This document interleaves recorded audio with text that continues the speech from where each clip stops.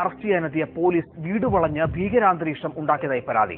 നാട്ടുകാരുടെ പ്രതിഷേധത്തെ തുടർന്ന് അറസ്റ്റ് ചെയ്യാതെ പോലീസിന് മടങ്ങേണ്ടി വന്നു. വേങ്ങര പാക്കടപ്രായിലാണ് സംഭവം. ആദ്യ ഭാര്യ പാലേരി ഫാത്തിമക്കുട്ടിക്ക് ചെലവ് നൽകണമെന്ന മലപ്പുറം കുടുംബ കോടതി ഉത്തരവ് പാലിക്കാത്തതിനാലാണ് ഉള്ളാറ അബ്ദുൽ ലത്തീഫിനെ അറസ്റ്റ് ചെയ്യാൻ മലപ്പുറം പോലീസ് പുലർച്ചെ വീട്ടിലെത്തിയത്. അബ്ദുൽ ലത്തീഫിനെ അറസ്റ്റ് ചെയ്യാനുള്ള കോടതിയുടെ വാറണ്ടും പോലീസിന്റെ കയ്യിലുണ്ടായിരുന്നു. പുലർച്ചെ 3 മണിയോടെ വീട്ടിലെത്തിയ പോലീസിനോട് സഹകരിക്കാൻ അബ്ദുൽ ലത്തീഫ് തയ്യാറായില്ല.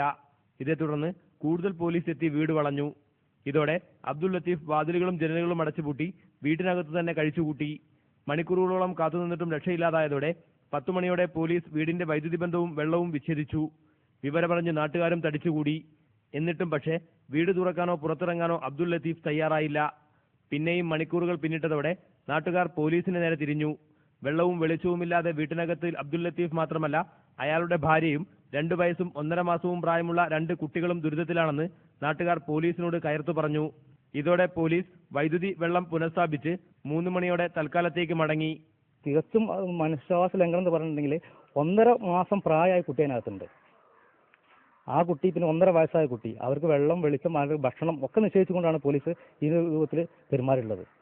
പോലീസ് മടങ്ങി മണിക്കൂറുകൾ കഴിഞ്ഞിട്ടും രാത്രി 7 മണിയോടെ മാത്രമാണ് അബ്ദുൽ ലത്തീഫ് വാതിൽ തുറന്ന് പുറത്തിറങ്ങിയത്. ആദ്യ ഭാര്യ ഫാത്തിമക്കുട്ടി തന്നെ കള്ളക്കേസിൽ കുടുക്കിയതാണെന്നും സാമ്പത്തിക പ്രയാസത്തിലായതിനാലാണ് ചിലവിന് പണം നൽകാൻ കഴിയാതിരുന്നതെന്നും അബ്ദുൽ ലത്തീഫ് ഏഷ്യാനെറ്റ് ന്യൂസിനോട് പറഞ്ഞു. ഏഷ്യാനെറ്റ് ന്യൂസ്, മലപ്പുറം. CPM നേതാവ് പി ശ്രീരാമകൃഷ്ണൻ MLA യുടെ ശബ്ദത്തിൽ ഫോൺ ചെയ്ത യൂത്ത് കോൺഗ്രസ്